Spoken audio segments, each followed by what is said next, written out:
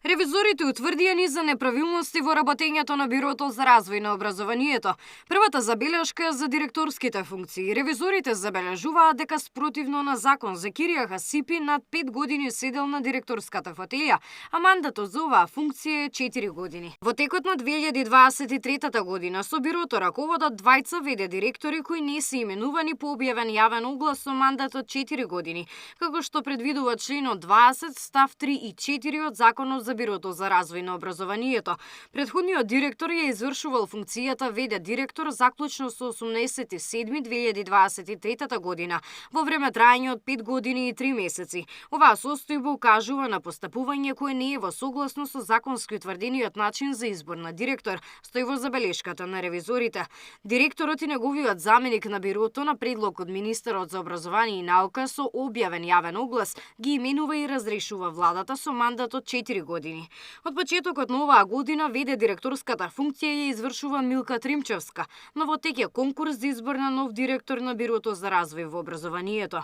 Баш поради тоа што неправилно имаше друг ВД директор, поставена е Милка Тримчевска, искусна наставничка и бивша директорка за ВД директор од страна на владата. Во овој момент владата има распишано конкурс на кој ќе се пријават претпоставам и таа и други луѓе за да биде избран директор кој регуларно, значи не ВД, туку директор кој што ќе ја води оваа многу значајна институција во државата.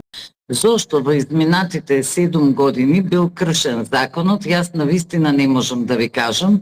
И искрено мислам дека не е до директорот, туку до тие кои требале да ја спроведат процедурата. Освен забелешка за директорските функции, ревизорите во извештајот нотираат дека постојат непрецизности во начинот на пресметка на надоместоците на ангажираните надворешни соработници. Дополнително, поради недостаток на финансиски средства, ревизорите утврдуваат дека не постои можност за реализација на обуките на наставниците, како во основно, така и во средно образование, во законски предвидениот обем и дека не се спроведуваат активностите и функцијата внатрешна ревизија. Институциите без дилема треба да постапуваат по забелешките, односно да ги отклонуваат. Длабоко сум убедена дека ќе се постапи по забелешките на ревизорот и се што било видено како неусогласеност или некаква неправилност, во најбрз можен рок ќе биде веќе усогласено и исправено.